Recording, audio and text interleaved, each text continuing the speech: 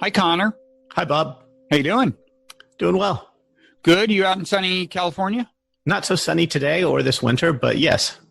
Uh-huh. Lots of rain. Okay. Let me introduce us. I'm Robert Wright. This is The Wright Show, available on both streaming video and via audio podcast. You are Conor Friedersdorf, staff writer at The Atlantic. You actually, if truth be told, you used to work for Blogging Heads TV, which is the video kind of channel that this thing will appear on. Right, I did long ago. Longer ago than either of us cares to remember, particularly me. You're not quite to the age where you say longer ago than I care to remember. I am. But yes, back in the days when I would see co-founder Mickey Kaus around occasionally, but I don't see him in Venice much anymore. Is he still out here? He's in the bunker with Trump. Okay.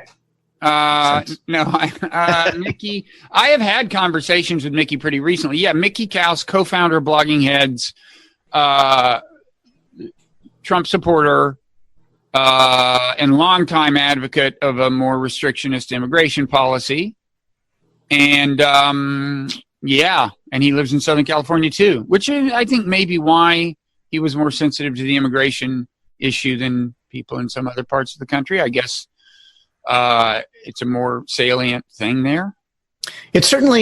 California certainly had this moment where immigration was a big deal back in, I want to say 1994. It was the big Prop 187 immigration controversy where there was a state ballot initiative that would prevent undocumented immigrants from getting any kind of state services. I think it would have even pulled kids out of schools, although I was 14, so I don't entirely remember. But we almost had this kind of populist anti-immigration moment, a decade or two before the rest of the country.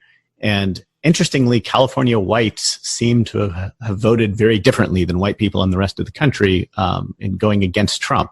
So maybe all of the restrictionists left and went to Arizona, or maybe something about that experience changed some people's views. But it was definitely a live issue here long before everywhere else. Right. Although I gather there was this proposal to break California up into 3 states. I guess in theory, the inspiration might have been to help Democrats by increasing the number of senators in blue states by 4. But somebody was saying, actually, if you look at, it's not so clear that you'd have 3 new blue states, that there is a part of California, mainly inland. Yeah. But it's a non-trivial part of California, probably including places like Sacramento, I don't know, Fresno, I don't know exactly, but where you could not be assured the Democrats would win, right? Oh, definitely. There's parts of the state where, Kevin McCarthy is from California. The Central Valley it's actually the most polarized because of the farm work there. You have the very newest immigrants. You have the kind of most polarized culture in terms of the immigrants that are coming and the native population that is there.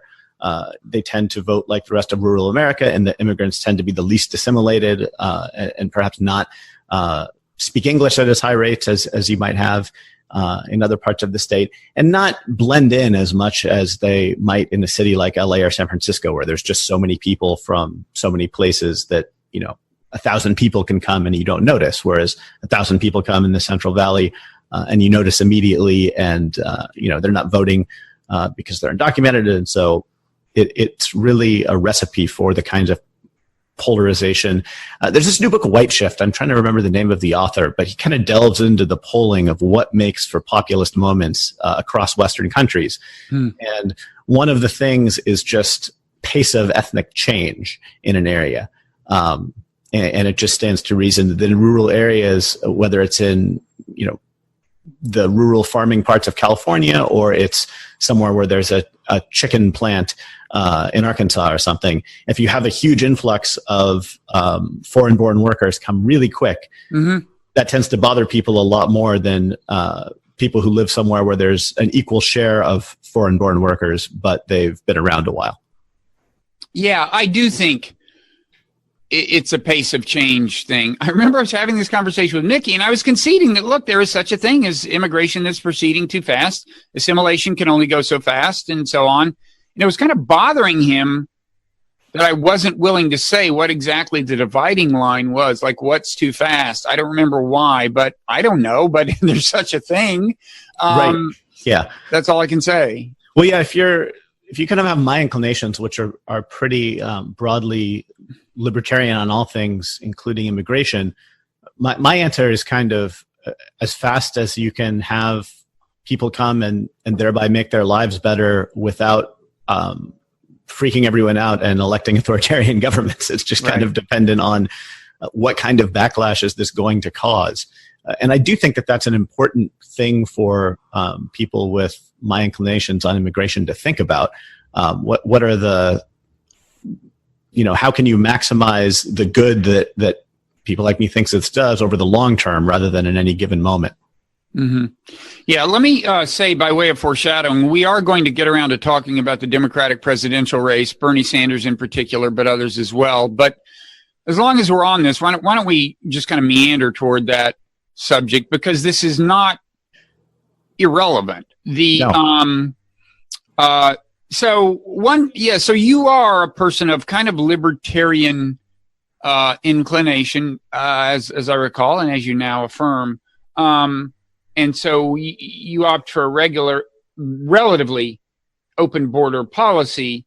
But, one thing that's interesting to me is, I'm very interested in the whole kind of psychology of tribalism and the way that is shaping the way people react to things. And it seems to me that one thing that's happened is a number of people on the Democratic side feel that they are now duty bound to almost oppose the idea of immigration restrictions because that's the anti-Trump position. Whereas historically, countries, including the United States, have always exerted control over their borders and have pretty much never let anyone who wants to come in. Now, the modern exception is Europe. The European Union essentially obliterated borders in this regard, and that's not working out without friction, you might say. That's right. Without that, I don't think Brexit would be happening. And so, but it surprises me. Well, I don't know. The whole psychology of tribalism fascinates me. You see it in foreign policy as well. Well, if we think Trump is pro-Russian, then I'm going to be a Cold Warrior. Whereas historically, it was the Republicans who were Cold Warriors, right? I mean, right. It's just, I don't know. It's in many ways a disconcerting spectacle from my perspective.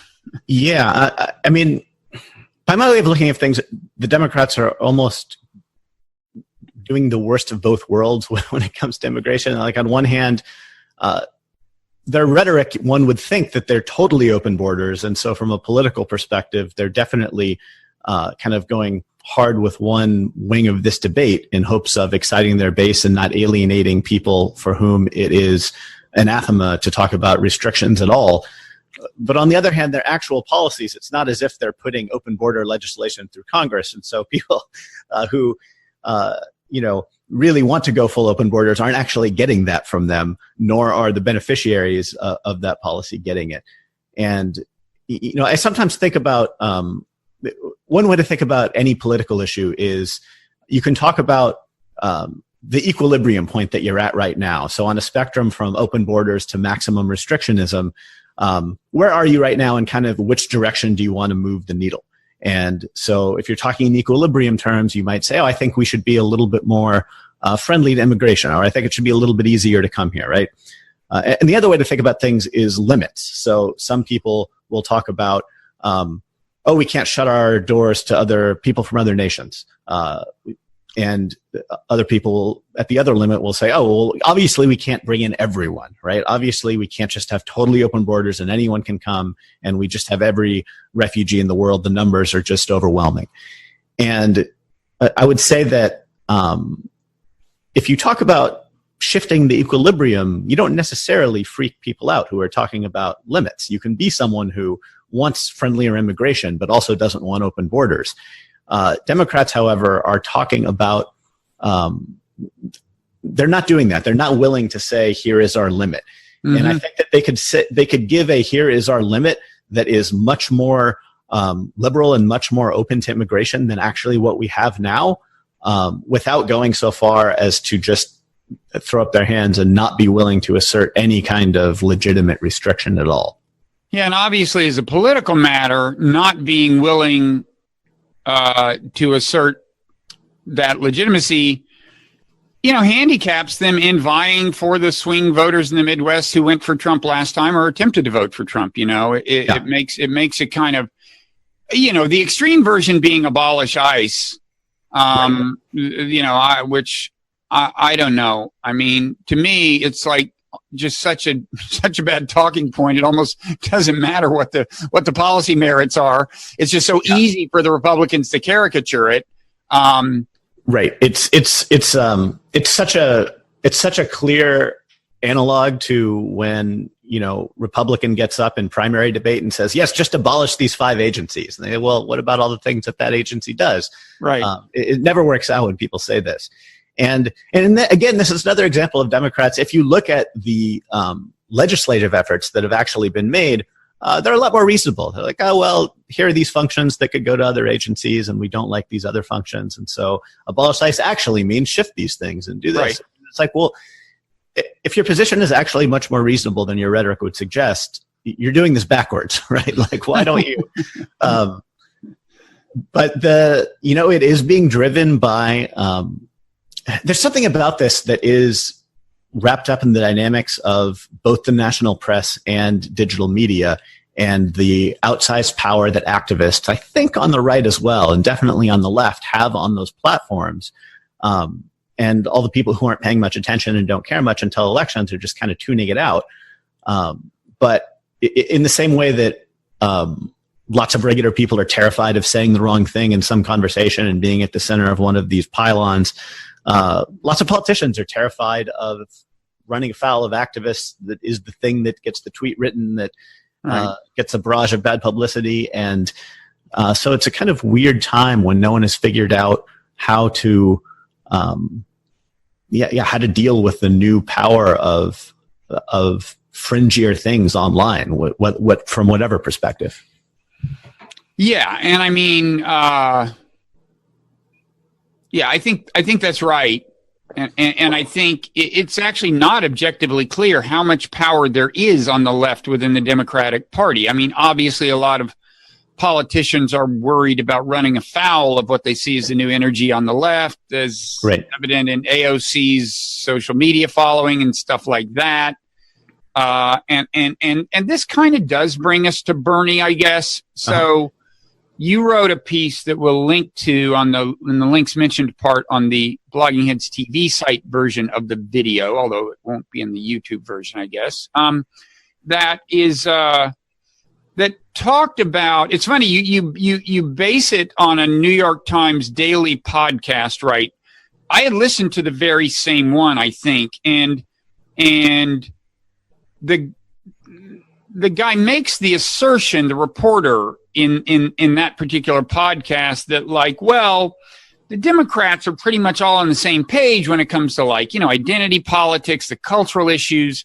It's the economic issues that divide them. You've got socialists on the left, moderates like Klobuchar and so on. Mm-hmm. And it's funny, when I remember listening to that and thinking, wait a second, I'm not so sure there is agreement on the identity politics issues. And I personally see that as, in a certain way, the most explosive potential source of disagreement within the Democratic Party. Yeah. And then I saw you wrote this piece that I think was in some ways grounded in a similar reaction to that podcast, right? Yeah.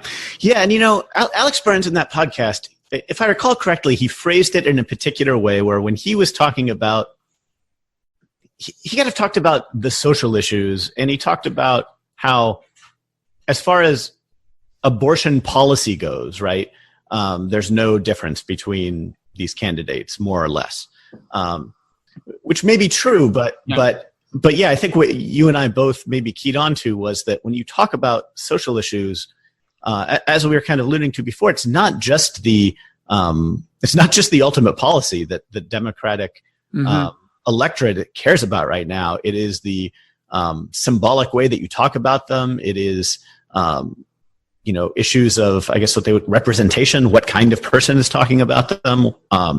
And yeah, I think that there are deep divisions running through the Democratic Party on these issues, and through the Republican Party as well. The way that you talk about immigration, there are people who more or less have the same immigration policy preferences as Trump, or who, if Mitt Romney would have said, I'm going to have this immigration policy, they would have gone along with it and defended it. But there are all these never Trump people who are deeply uncomfortable with the way that he talks about it. The way that he says, there are rapists coming across the border, or this Mexican judge, even Paul Ryan was uncomfortable with the way that he talked about that, even though it wasn't really an underlying policy disagreement on what he was doing. And so, we all care about these things to some degree, but people on what you might call the intersectional or woke or SJW, there's all these words, none of which are really perfect, but there's a subset of those people who really dislike Bernie Sanders in a deep way. Something about him really bothers them, even though when it comes to abortion policy, when it comes to any of these issues that are kind of social issues on the left, it's hard to see him as any kind of a threat to what they want. And so I don't know how exactly it's going to play out. Yeah, now, it's interesting. Like last time around, the first time I noticed this was he got into trouble for saying, I guess somebody brought up Black Lives Matter. Mm-hmm. He said, well, all lives matter or something. And that at one level seems like an uncontroversial assertion. Is there anybody willing to say that certain ethnic groups' lives don't matter? Well, no. But he had violated a code. Bob, I've lost your audio. Oh, have you? I think you're back now, actually. So, sorry, go ahead. So okay. The last thing I heard was, Bernie said, you're about to explain about him saying all lives matter. Yeah, all lives matter. At one level, it seems like a reasonable thing to say. If you ask, what is the opposite of that, or what is the, who would deny which part of that? It's not like somebody would come along and say, well, there is an ethnic group whose lives don't matter, right? But in that context, it was taken.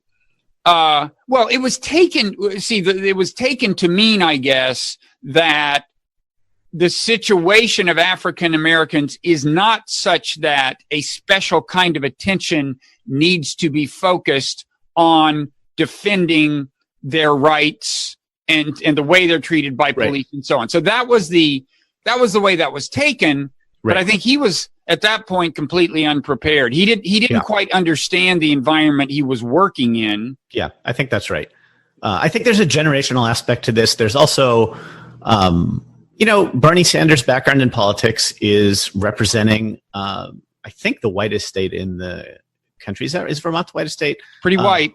If it's not, I'm pretty sure that it is. I think it's 90-something% white.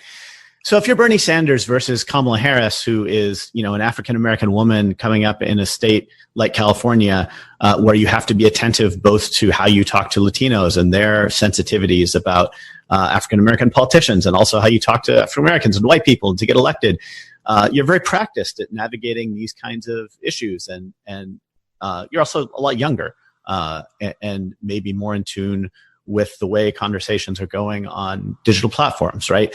And so to me, Kamala Harris and Bernie Sanders are this fascinating combination on something like Black Lives Matter, right? Kamala Harris's record in California law enforcement is antithetical to everything that criminal justice reformers want. It's atrocious.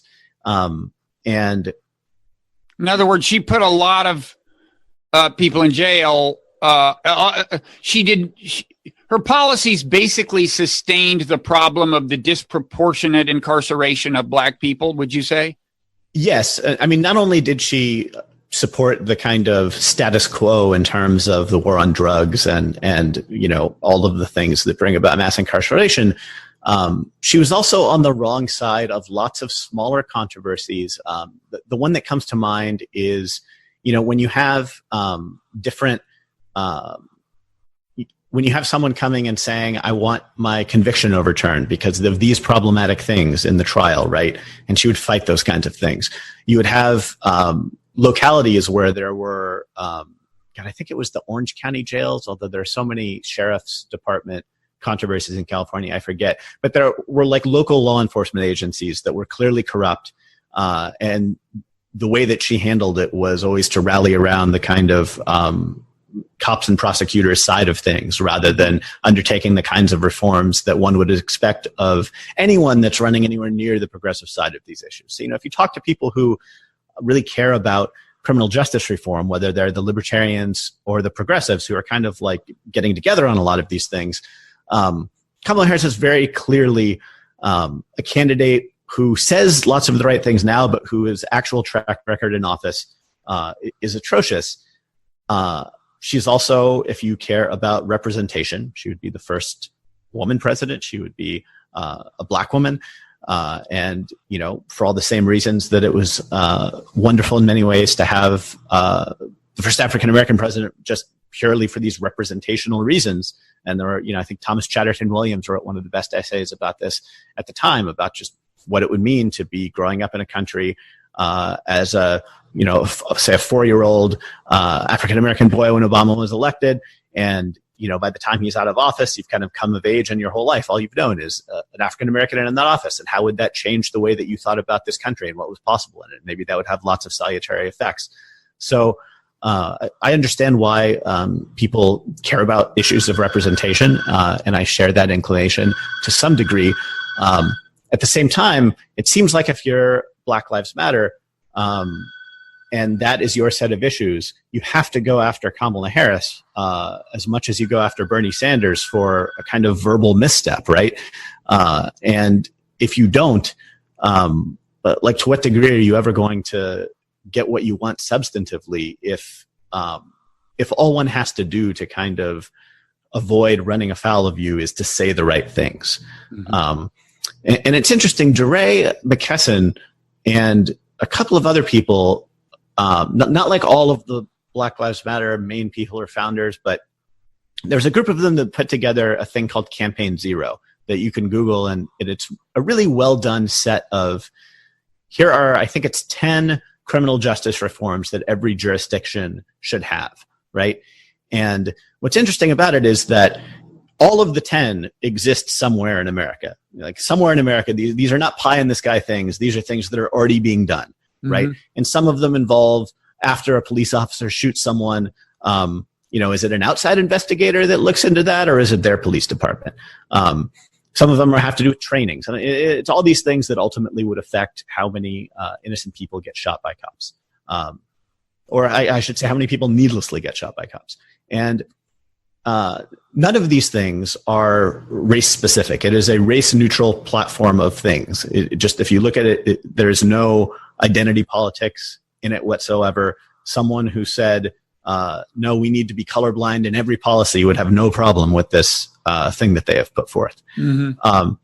And so there is this interesting dynamic where the substance of, even though there are a disproportionate number of African Americans that are killed by police officers, it isn't clear that any of the reforms that need to happen to roll this back are race specific in any way.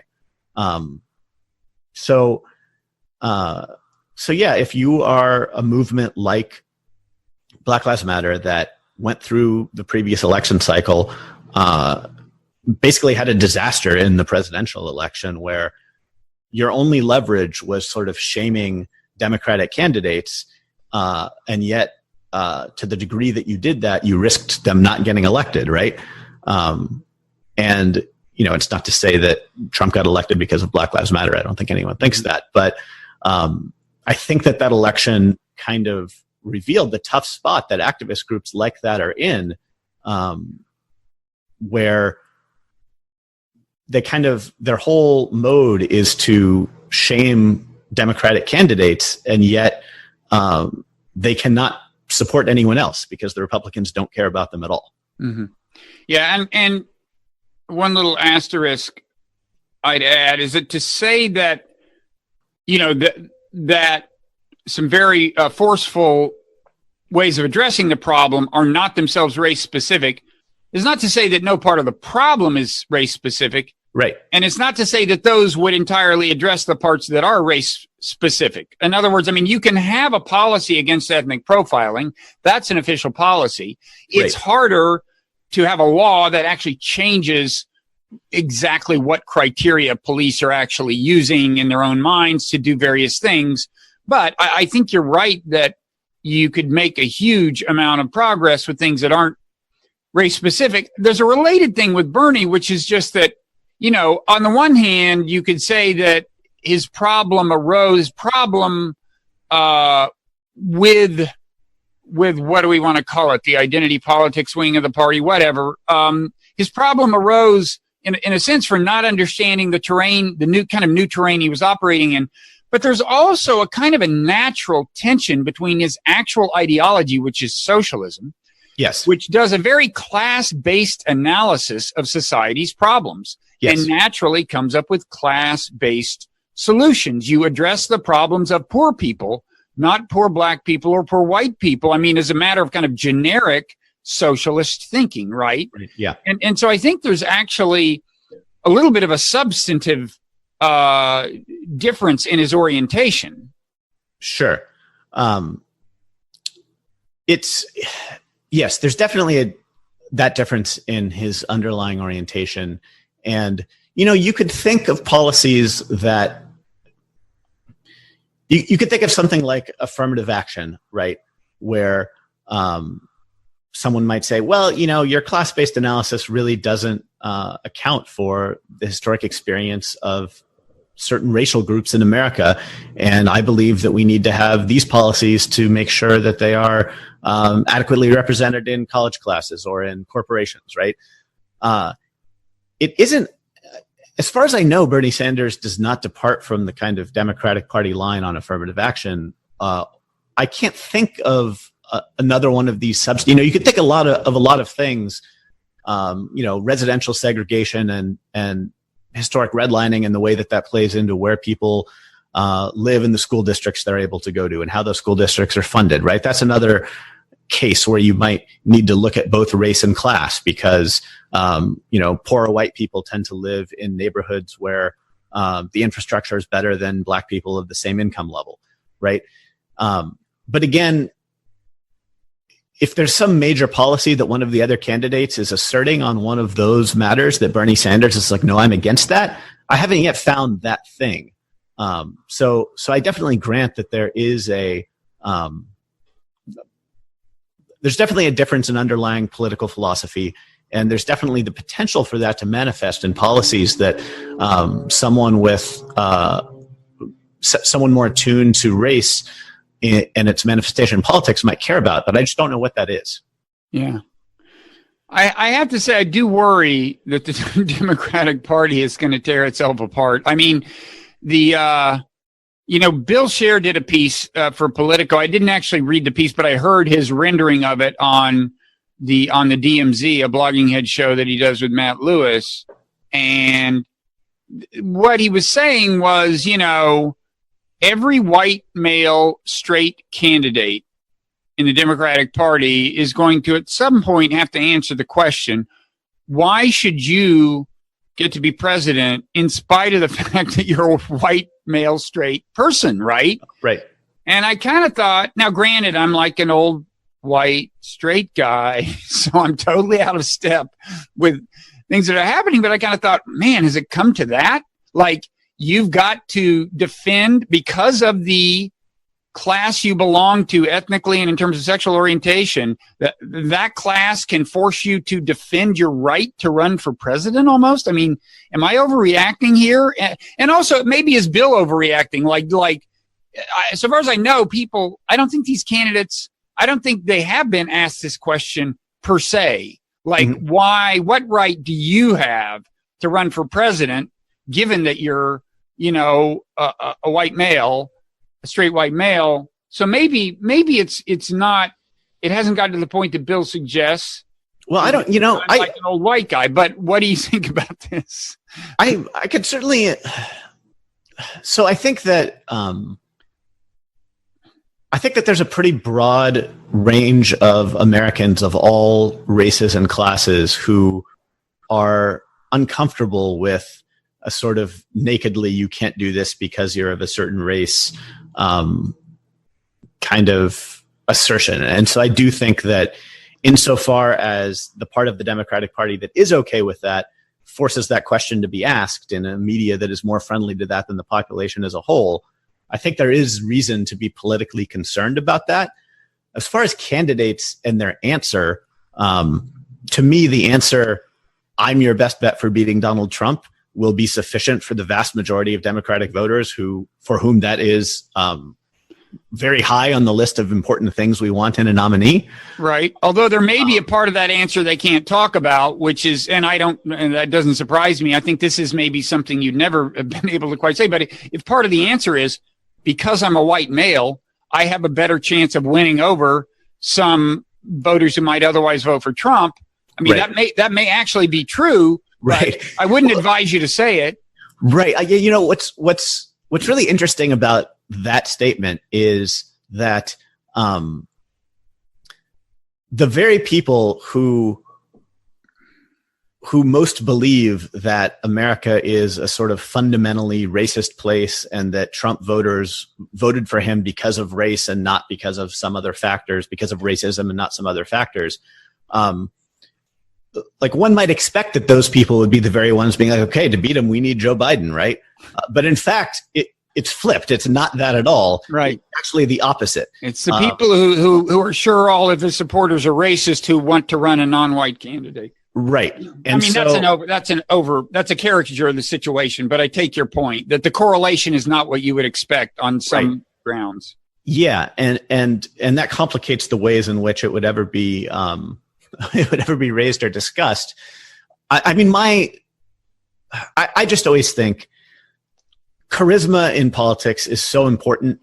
And at the level of president, you're going to get to know the person as an individual in a way that's not true of every office, of like any other office, really. And, we saw Barack Obama win twice. Who would have thought demographically, and with his name and with the fear of Islam and him being accused of being a secret Muslim, like who would have thought that that would be the strongest candidate when he ran? And yet he was the strongest candidate, and he won re-election, and he was very popular. And although there was a reaction against him that is still playing out, and at least part of that, I think, had to do with his race. Yeah, I think that's right. I think that there's a rise in authoritarian impulses that kind of spanned his presidency, and they were at first channeled into the Tea Party, which is a relatively good way for them, I think, to be channeled. And later they were channeled in much worse ways. That's Donald Trump. What do you mean they were channeled first? You mean the Tea Party, they were themselves authoritarian? Well, what I mean is that I think that I don't think that the entire Tea Party was authoritarian. I do think that all of the authoritarians who were bothered by Donald Trump's election wanted to get out and protest, and the Tea Party was the thing that was the vehicle for them to do so. And it so happened that because of the weird constellation of things on the right, and where, you mean the people who wanted to protest Obama's election, right? Yeah, I think you said Trump. Okay. Yeah, people wanted to protest Obama's election, and they were upset about the financial crisis and the bailouts, and they were upset at the establishment, right? And all of those things were coming together, and the infrastructure, the ideological infrastructure in the conservative movement was all set up to channel that into a kind of small government founding revivalist sort of thing.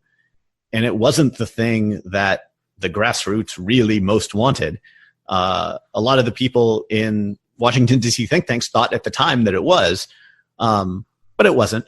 And even though it wasn't, you saw a guy like Rand Paul getting elected in a state like Kentucky, right? You had a guy like Mike Lee getting elected in Utah. You had these people who are, have been relatively principled ever since in the very core things that they stand for. You know, Rand Paul does a lot of things that are like, yeah, you don't really believe this. You're just trying to kiss up to Trump.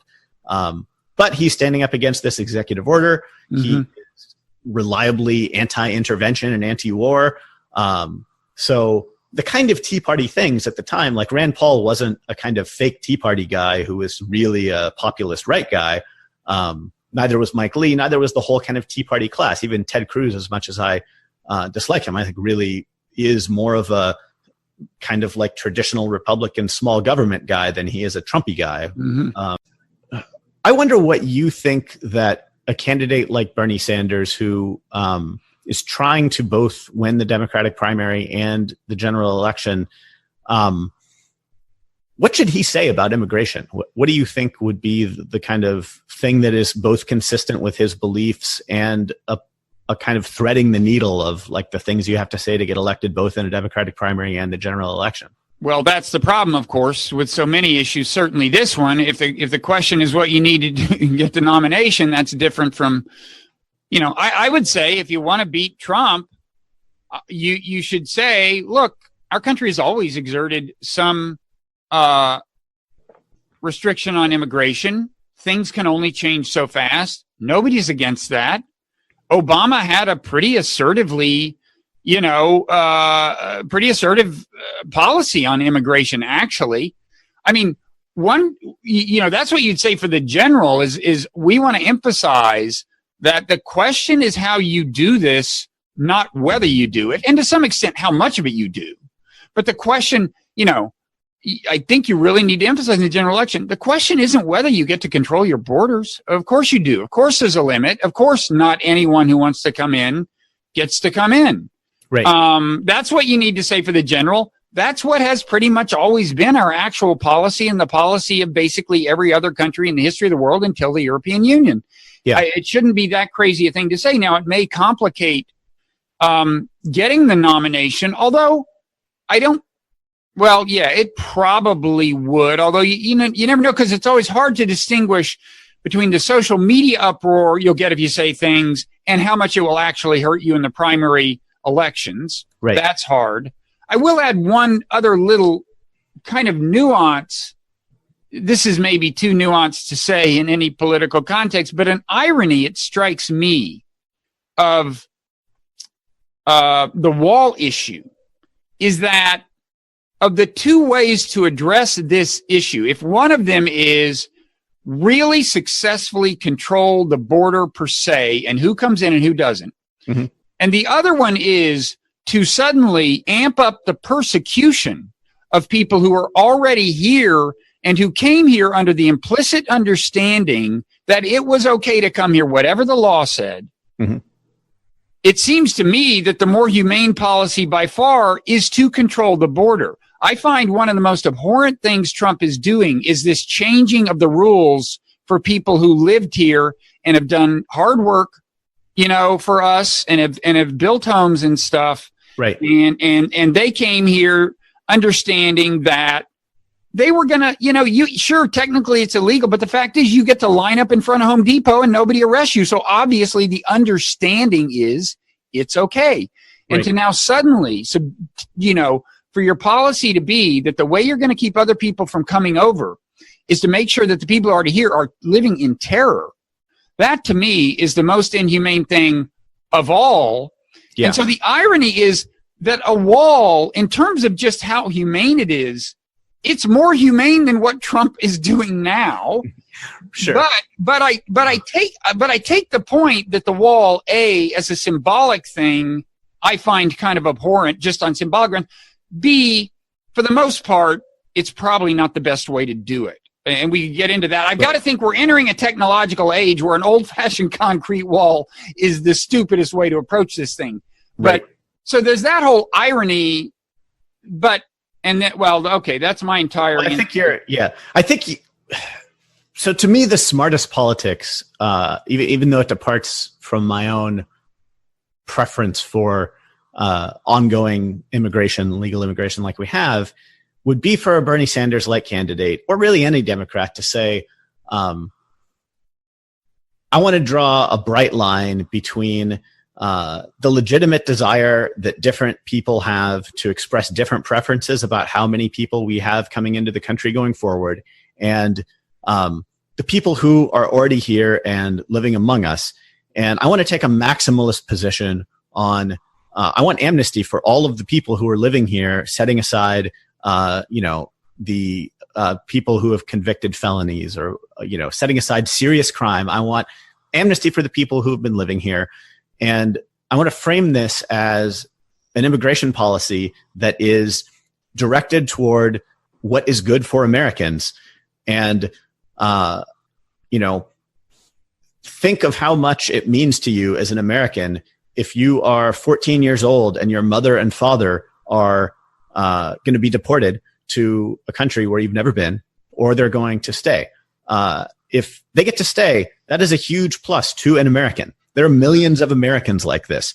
And, this Democratic candidate would say, the Republicans talk about Americans and what immigration policy would be good for Americans as if these people don't exist, that are American children who have parents here, as if people who have colleagues who are undocumented immigrants, who have neighbors who are undocumented immigrants.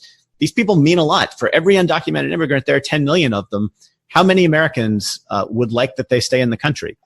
Probably 4 or 5 Americans, at least for each one, right?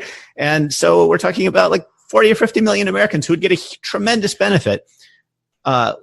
Who gets a benefit if we deport them? Who really notices if they're not in their lives anyway, right? And I think that there is, I think like civically focusing on, this huge population of people who are both among us and not able to interact in normal ways in our society is a good in its own right. But that politically there is some deal that is amnesty plus like a pause or a cut or something in the number of people coming in the future, and that the people who are really unnerved by high levels of immigration would like that deal and would recognize, well, okay, these people are here already. It's not like that's going to change if they just get to stay here. We're probably never going to deport all of them anyway. And at the same time, I get this other thing. Mm-hmm. To me, like there's a deal that looks like that, that is just possible. And it allows a candidate to both be kind of maximalist humanitarian in the sense of like, no, we have all of these people that we really should care about that are already living among us. And, I care about the humanitarian part of like not letting future people come in who are waiting and preventing them from having a good life. But I think like from a political perspective, that people find it easier to deny those people, psychologically easier to deny those people the benefits that come from moving to America just because they don't have it yet. Mm-hmm. They're not here already. And pretty much anything would be better than Trump having like capriciously changing standards. One of the things that bothered me most of what he did was when he handed down that initial travel ban where he just kind of announced it out of nowhere and people were getting caught at the airports, and it was applied even to people who were legal residents, who just happened, who had their visas and just happened to be abroad at that moment. Yeah. Right. And, Bernie Sanders might be well positioned to talk about undocumented immigrants from a kind of class perspective. They're just like another group mm-hmm. of people living in the United States, in a way that was more palatable. I think any Democratic president candidate should emphasize how inhumane the policy has been for people already living here, and should say, look, I'll do a better job of controlling the border than Trump has, because I'm not going to sit there and spend all of my political capital trying in vain to get like a huge wall built when there are better ways to do this, including high technology, including periodic, fence posts with cameras on them and all kinds of things. And probably a smart thing for a candidate to do would be to say, a Democratic candidate would be say, I've looked at this very carefully. My people have looked at this. And there's about 100 miles where we need more fence or something like that. We need more of a security fence, and like acknowledge that, now that the whole symbolic issue is off the table, one way or the other, depending on what happens with this emergency order, and Trump either, does or doesn't get what he wants, concede. Yeah, there are places where you need, show that kind of flexibility. It should be an issue where you can outflank Trump. I do think, without betraying liberal or democratic principles. Yeah. So another thing that I've been thinking about, I'm curious to get your take on. Think about the whole field of Democrats. Imagine that you were an editor that was driving political coverage at CNN or the Washington Post or a kind of major outlet that doesn't have to be entirely reactive, can kind of set the agenda to some degree as much as anyone can anymore. Well, the Mindful Resistance newsletter, which I do edit, does pretty much set the agenda. Right. There you go. You may not realize that, but it's pretty much what the people at the Times and the Post read. Got it. So this is even more directly relevant then. Okay. So you could sort of rank any given issue that came up on a scale of 1 to 100. It's just how important do you think this is, right? And so if it's Elizabeth Warren's bygone claims of Native American ancestry, you'd assign a number to that, and whatever it is, there's that metric. Then there's another metric, which is how much does Donald Trump talk about that? And is it newsworthy just because someone else talked about it, right? So you can have two different metrics there. Then you have something like the Hillary Clinton email story, right? Where you could assign a value of how important do I think that this is just overall, and how much coverage would that warrant? But then if you're a news organization, what if it just happens to be the kind of story that comes out in little bits instead of a story that comes out all at once, right? So say that 10 new emails get released every Friday. And so it comes up every Friday again and again. And it seems to me that there are these different metrics that become more important in a digital era when things bubble up through social media. And news organizations haven't really grappled since the 2016 election with how to cover controversies that just like keep coming up, whether because small amounts of new information are coming up or because an opponent keeps hammering something, right? So like Amy Klobuchar in this thing with maybe she's mean to her staff members. Have we dealt with that now and talked about it, or is it something that is going to come up literally every time that Amy Klobuchar opens her mouth for the next 2 years? I don't know what the answer should be for any particular thing, but it seems like having a theory of the case is important so that you have something resembling kind of what you think it should be, instead of just, well, this is on Twitter and people are arguing about it, so we're going to publish a story now, and just kind of being on autopilot in a way that I think is even the biggest news organizations have been reactive in the past. So like covering a presidential election well now, I think means having a theory of importance and trying to, imperfectly, albeit, put it into the world. And I just don't think that, I don't think political journalism is kind of ready for that. So, first of all, there's two different dimensions along which, an editor could weigh the importance of a story. There's kind of what you might call intrinsic importance, like their view of is it genuinely important that if they treat their staff harshly? Right. Like, is there a history of presidents who do that doing a horrible job? Do these kinds of blah, blah, blah. And then there's like, well, okay, now that it's out here and given what we know about human nature, this is the way it's going to play out. Right. I think that is always to some extent been an implicit distinction that editors, whether they knew it or not, were dealing with. Those have always been two different things. It's like, back, Gary Hart and his sexual escapades. If you're an editor and you know of 9 other politicians who are fooling around, including some presidential candidates, so it can't be that actually focusing on Gary Hart makes that kind of substantive sense. It doesn't distinguish him from the others, but it's out there. You know how people are going to react. You got to go with it. I would say there's something. Here's what I think is the newest thing about the current environment, which is like, and it could ultimately lead to almost a kind of a nihilism, I guess, if you're an editor.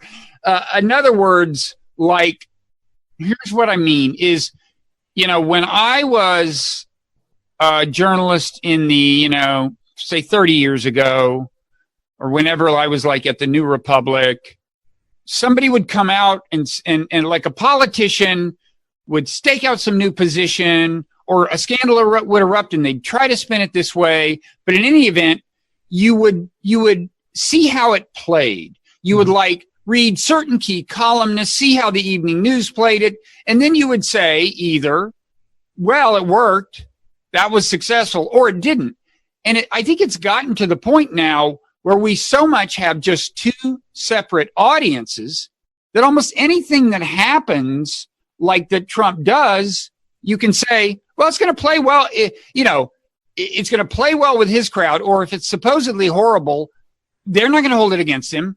And it's not going to play well with the resistance. And that's all there is. It's almost like, why cover it? There's going to be no change in the lay of the land. I think that is the newest thing, is the fact that there is no single answer anymore to the question of how did this play?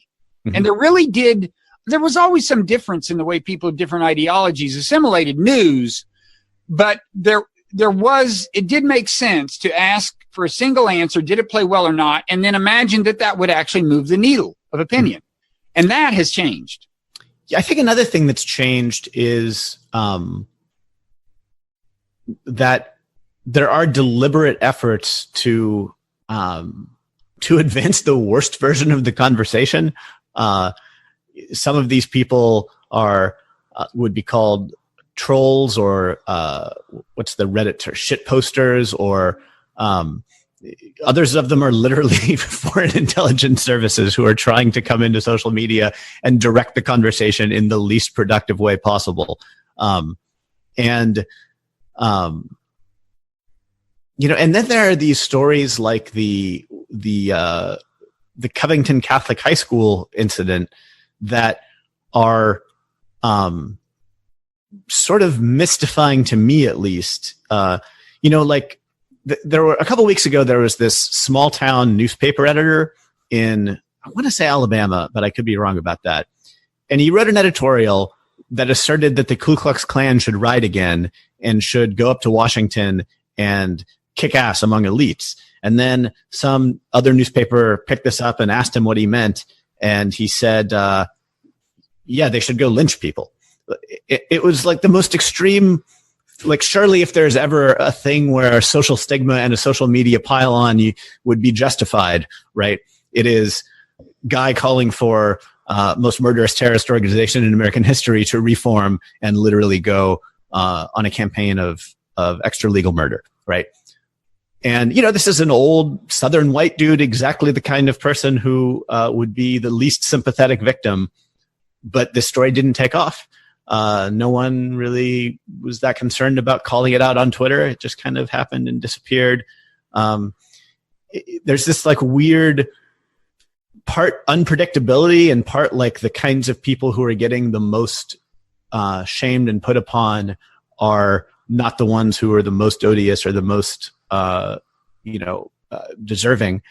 And so, but again, it raises this similar question for journalists, which is the Covington High School thing has blown up online. It is dominating Twitter. What does that mean for the Washington Post? Should it mean definitely writing a story about it because it is newsworthy in and of itself that this corner of public discourse is being dominated by this? Michael Moynihan said something that I thought was funny on a podcast recently, where he said, why is it that at lots of these media outlets you can write a whole story based on 4 people on Twitter were saying this, where I can't walk out of a coffee shop and hear 4 people saying something and just report that there was this heated argument. People would see it as ludicrous if I were to do the real life version of this thing. Why is that? I don't know. The cynical answer is... I think the answer is, I remember having this reaction 15, 20 years ago where reporters would report that on the internet, people were saying X. And I would want to say, you don't understand, the people on the internet, they're just people. It's just right. You're just saying people are, but I think the answer is the internet affords us the ability to kind of quantify real-time reaction in a way that just wasn't possible before. You couldn't say 20 years ago, you couldn't say 20 minutes after a story broke, well, this is how it's playing, because it isn't just 4 people. It's 7,000 retweets. It's So I don't know. It's, I don't think it's crazy to follow social media as a gauge. I just think it's unfortunate that social media is the reality of the way sentiment is playing out, or at least what's unfortunate is the dynamics by which sentiment often plays out on social media. Right. Yeah, which is very, in this age at least, is very, quote, tribal. And, but look, it's not as if the mainstream media are immune to this. To my mind, the Washington Post and the New York Times in their kind of straight news coverage have to some extent signed on the resistance, and the quality of their coverage has suffered as a result. The first Washington Post piece on the Covington thing is something that I think maybe the Post is being sued for, or something by the Covington kid. Who knows? But I have to admit, it was not journalism's proudest moment. I mean, he just, and look, I understand why. I remember my wife showed me just the original video that was playing, isolated from context, just these two people face to face, and you're like, this kid is an asshole. Look, I'm not willing to totally abandon that judgment, even in retrospect, but obviously the situation was much more complex. It wasn't like the Native American elder was minding his own business and this kid walks up. It was a lot more subtle and complex. But the first Washington Post piece wrote it just the way me and my wife saw it. They even to the point of saying the kid stood there with a, quote, smirk on his face. Now, granted, it looked like a smirk to me, but I think if you're an old-fashioned newspaper person from 30 years ago, you would immediately, any good editor would say, wait, smirk is a matter of interpretation, right? I mean, that is too subjective a thing to say about a facial expression. But it was reported as fact that what this kid had on his face was a smirk. Look, I think it was a smirk, but I don't think it's something that a straight news reporter should say. What I thought was most bizarre about the whole episode, of course, once people went and saw the larger videos, it was very clear that lots more and lots of different things were happening. But it seems to me that even if what would have happened was 16-year-old smirks with malice in his heart at Native American elder, right? Like, even if that had been what happened instead of like what actually seemed to have happened,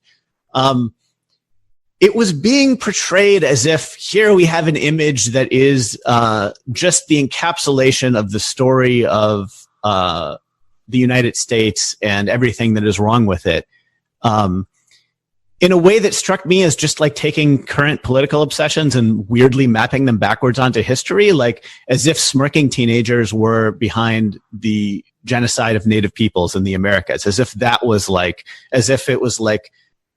the smug, clueless entitlement of like rich white kids. Well, no, like that wasn't what. Yeah, but I don't think it was about. Like, no, but I don't think the psychology of the reaction had anything to do with Native Americans in any direct way. I think the key to the psychology was that there were kids with this kid on his side, apparently, who were wearing "Make America Great Again" hats. Right? Weren't there at least some of them? They were wearing MAGA hats, and so that shaped the whole reaction. It was much more about those are Trump's people. And yeah, I mean, the Native American, precisely because he's being beset upon by Trump people, is one of ours. But the fundamental psychology was driven by, Trump versus us, right? Yeah, well, yeah, there's this weird, we find ourselves inhabiting this weird universe where on the internet, there is an example of almost everything, right? And so we went from this universe of scarcity of examples where if you were going to write a column, or, tweets weren't around back then, but if you were going to kind of try and make some political point, and you found 2 or 3 examples, or even like one really powerful example, it kind of said something that you were able to find that example. Now you can make any crazy point with like any, there's just like you could pick and choose among. Well, right. Well, what's happened is it used to be that if you had 3 examples of something, it meant something, because your database was small. It's not like everyone was walking around with a smartphone camera. You didn't have that database to choose from. Well, now you have this huge database. Anybody does anything offensive in a supermarket aisle anywhere, it makes social media Right. But it's still, and so you have to change your criteria. You can't continue to say that anytime you see one or two or three people doing something reprehensible, it's like the apocalypse is descending upon us. Because obviously in a country of 300 million people at any given point, there are going to be three people doing something reprehensible. Yeah. So I think that, I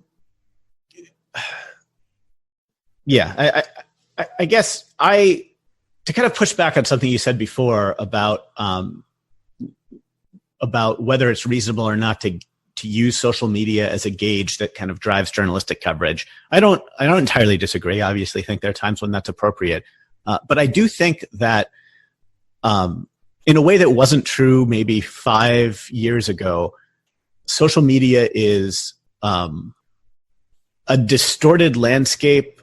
It's a more distorted landscape because a bunch of people who are sick of what it's become have dropped off, and more. It's like what's it called when like the evangelical belief that Jesus will come down to earth and like take away all the good people, and there's just like the damned that are left behind. Yeah, oh man, the rapture, right? It's like we're living in post-Rapture Twitter, where only the damned are left. Yeah, and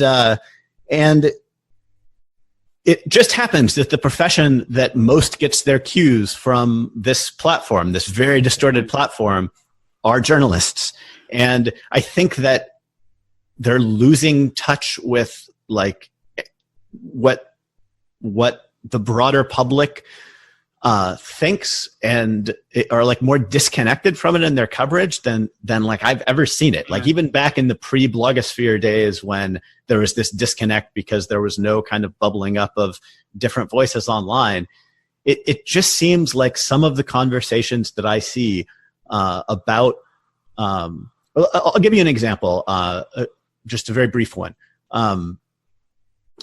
So the issue of the way that the issue of transgender rights are spoken about online, you can be someone who broadly thinks, this is a group of people that have been treated awfully for so long, and it is really important that they have equal rights and dignity and respect. If that is your position, but you also have a position that departs from progressive orthodoxy on a question like, how do you deal with the issue of someone transitioning from male to female that wants to compete in sports? You can be denounced online for having the wrong position on that.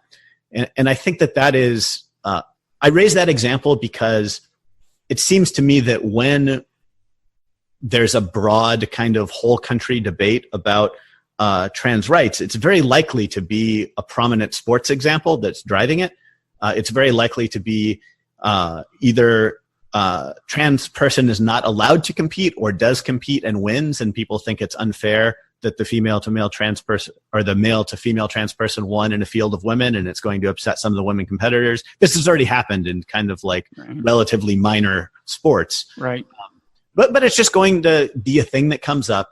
And when it does come up, the kind of journalistic class, if they use the heuristic of this is what the online conversation is like about this, they're just not going to be equipped to faithfully represent what people think and relative opinion.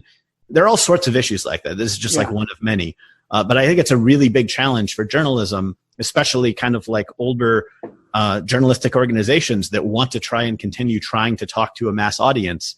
They got to get away from like what they think the conversation is online if they're going to continue to reach people at all. Yeah, I mean, it's complicated. But I mean, as long as Twitter is a real force, and I realize it's to some extent, it's like it's a chicken and egg question. One reason Twitter is a real force is because the media covers it as if it's a real force.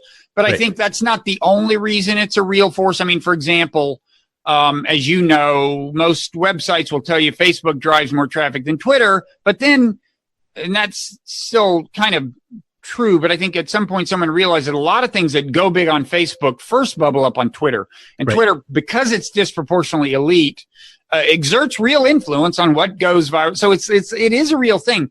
But I take your point that attributing too much significance to it makes certain kinds of problems worse.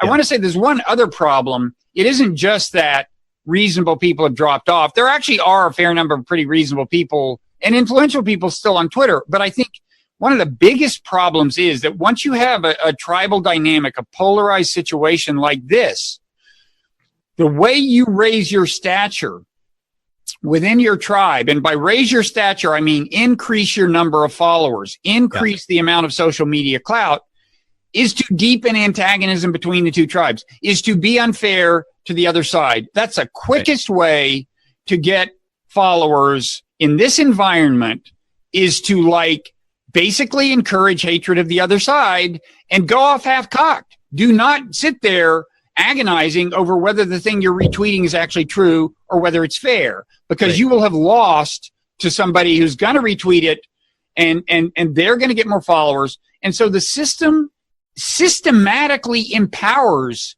the most pernicious actors. Yeah. And that is a huge part of the problem. And I think this has always been true in polarized times. Polarized times bring to the fore on both sides, belligerent people. But man, do you ever see it on social media? You do. Yeah. Thank God it wasn't around in 1968, or it might have been even worse back then. So the interesting comparison to make along a lot of dimensions. So anyway, we've been talking a while. Why don't we close by seeing if you want to tell us who your preferred Democratic presidential candidate is, either, or maybe both, in the sense of which most faithfully reflects your ideology, and in the sense of which you think has the best chance of beating Trump, or either of those, or none. I'll tell you that right now my least favorite in the field is Kamala Harris, because I don't trust her on any of the civil liberties things that I care about. And I fear that the things that I don't like about criminal justice reform would map on, I think actually she probably would vote okay on those kinds of things, just given where the Democratic Party is. If a criminal justice reform bill came before her, I think she would probably sign it. I mean, even Trump signed a criminal justice reform bill that came before him. It isn't like the direct issue that bothers me so much as when I imagine the way that her kind of attitude toward those things would map onto issues like indefinitely detaining people abroad, rendering them, drone strikes, a lot of the things that bothered me about the Obama administration. I think Bernie Sanders is really tough for me because I'm the farthest thing from a socialist that there is, and yet I like that I perceive him as less likely to start a dumb war than the than the centrist Democrats, who I agree with more about economics, and the costs of those dumb wars are so tremendous in my view that if there's a guy who calls himself a socialist and gets a little bit of his agenda through, but it's not like he's going to be able to get into office and remake the American economy from the presidency. Yeah, you said that in your Atlantic piece, and I completely agree. It's like people worried about socialism. I mean, remember, he's going to have to deal with Congress. We are not going to become a socialist country. Right.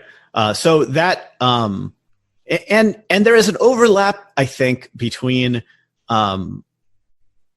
democratic socialists, whatever exactly he calls himself.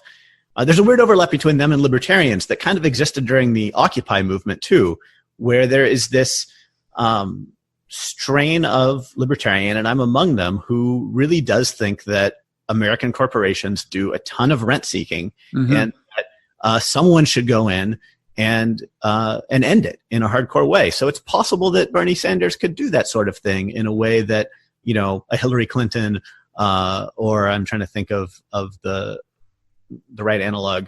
On the other hand, I think who would have the best chance of beating Donald Trump? Probably Joe Biden or Amy Klobuchar, probably a centrist who could win back the Midwestern states that Trump won. That to me is Sherrod Brown. Yeah, I don't know a lot about Sherrod Brown, but that name comes up in this kind of analysis a lot. I don't either, and I don't know how the gravelly voice plays, and so I don't know, but he fits the profile on paper. But to me, the win back those Midwestern states is a more promising path than the try to win Arizona try to turn out Latinos in the Sun Belt. But I mean, Bernie has a certain kind of a potential appeal there, don't you think? I don't know. I just don't like. I mean, he's been talking about these kinds of people. You know, the kinds of people he's been concerned about for his whole life certainly include working class white people who are having trouble, you know, finding a good job and stuff. And oh yeah, no, I think the working class white people, yes. Plus, he's got a strong record from their point of view on guns because he's from Vermont. Right. Yeah. No, I think he has both big upside and big downside. I don't know exactly how the socialism stuff would play in the general election. I also don't know. You know, he has this history that I mentioned in my piece of kind of saying nice things about terrible leftist regimes abroad. Yeah. So, long time ago for the most part. But yeah, and I don't know. I have no idea how much people care about that or not, because so many of these things seem random and arbitrary. And then there's the question of like who across a debate stage from Trump is going to perform best in that setting.